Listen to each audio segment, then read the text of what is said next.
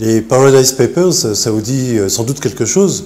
Depuis dimanche que ce scandale a été révélé, on ne parle que de ça dans les médias nationaux et internationaux. Pourquoi on en parle ici à La Réunion? Parce que le scandale de cette fraude fiscale qui n'est pas nouvelle, mais qui est mondialisée et révélée pour la première fois d'une façon éclatante, évidente, eh bien, elle ne peut pas ne pas nous concerner à La Réunion. De quoi s'agit-il? Il s'agit, après les Panama Papers, qui était la révélation par plusieurs centaines de journalistes représentant une petite centaine de médias du monde entier, qui avaient coordonné leurs efforts d'investigation et d'enquête pour sortir cette affaire. Donc les Panama Papers, ça c'était il y a quelque temps, il y a 2 ans je crois, avaient révélé des montages complexes mais ô combien efficaces qui permettaient aux fortunes soit de blanchir l'argent, soit d'échapper au fisc de leur pays.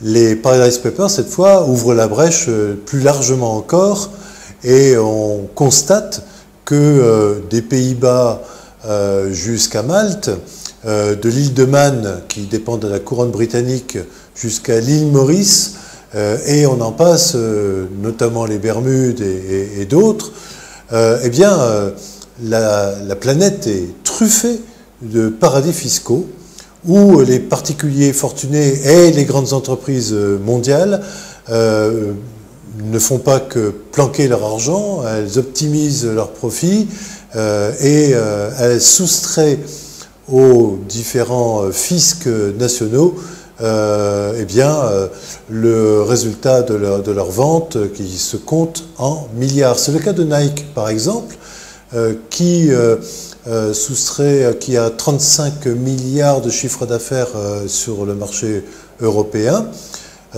qui fait transiter le chiffre d'affaires de ses ventes européennes via des comptes bien opaques vers les Pays-Bas, avec une fiscalité tout à fait agréable pour les capitaux.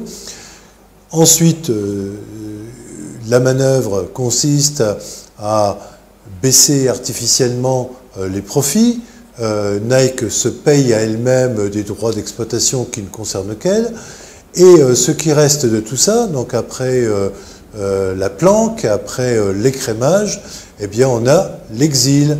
Ce qui reste va aux Bermudes, je crois, dans des comptes offshore, comme on les appelle, où la fiscalité sur les royalties, c'est 0. Voilà. Comment ça marche? De la reine d'Angleterre aux joueurs de foot starisés, les célébrités du monde entier voient leur nom révélé, mais en l'occurrence, pas besoin de balancer ton porc.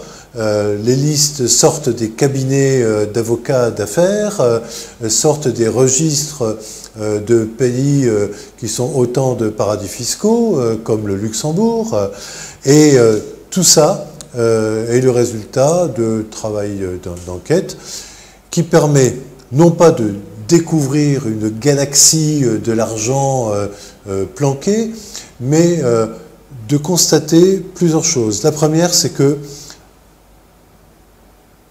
peut-être jamais on a autant dissimulé et soustrait de l'argent au fisc. Quand je dis au fisc, c'est au fisc au pluriel, bien sûr. Ensuite, les sommes sont énormes et à chaque fois qu'elles sont révélées, je pense que le choc est salutaire.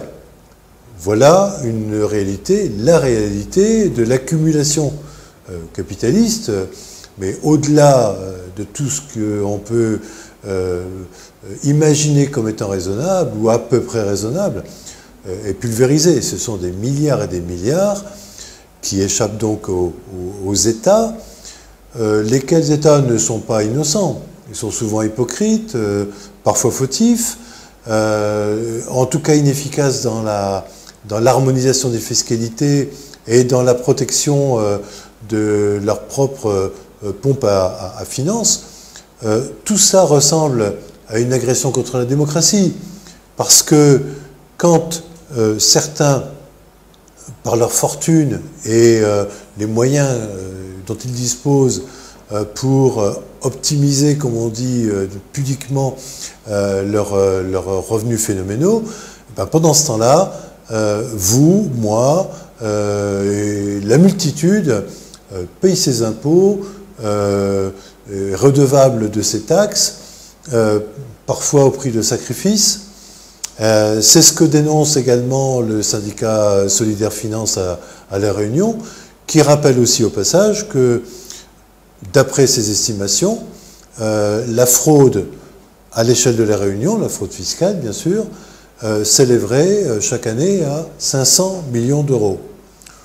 Réfléchissez un petit peu à ce qu'on peut faire avec 500 millions d'euros quand on est une collectivité, quand on est même l'État.